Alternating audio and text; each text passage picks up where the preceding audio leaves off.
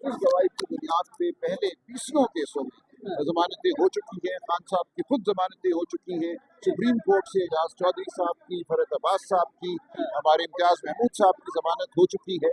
लिहाजा कानून का एक बड़ा ये मुसल्लम उसूल है कि आप कंसिस्टेंसी, यानी कि जो सलूक किसी और के साथ हुआ है वही सलूक आप हर मुलजिम के साथ करेंगे। तो खान साहब का हक था कि उनको जमानत मिले इन मुकदमात में, और हम खुश हैं कि आज ये हक उनको मिल गया। इसके बाद क्या समझते हैं कि इस वक्त जो पोजीशन है आज की, ये जो फैसला आया, इसके बाद आपके लिए कोई राहनुमाई होगा?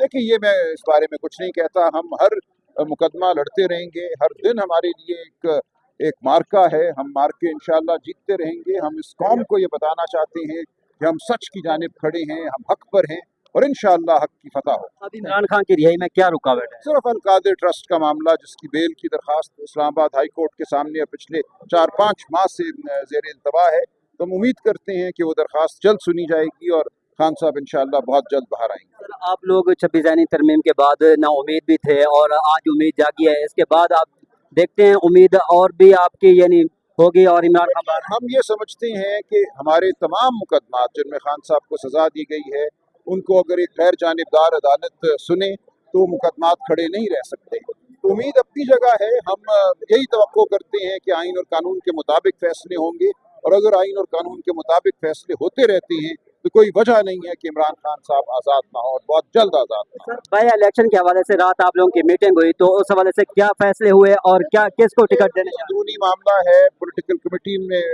बहस हुई है इस पे। ये मामला वापस इमरान खान साहब के पास जाएगा, जो उनका हतमी हुक्म होगा उस पर अमल होगा। सर, कहा जा रहा है कि अपोजिशन लीडर अपनी जमात से होना चाहिए, महमूद खान अचकजई के बगैर, तो ये फैसला खान साहब ने करना है।